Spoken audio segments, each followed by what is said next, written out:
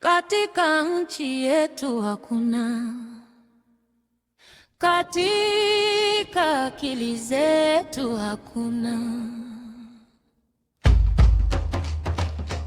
mioyoni mwetu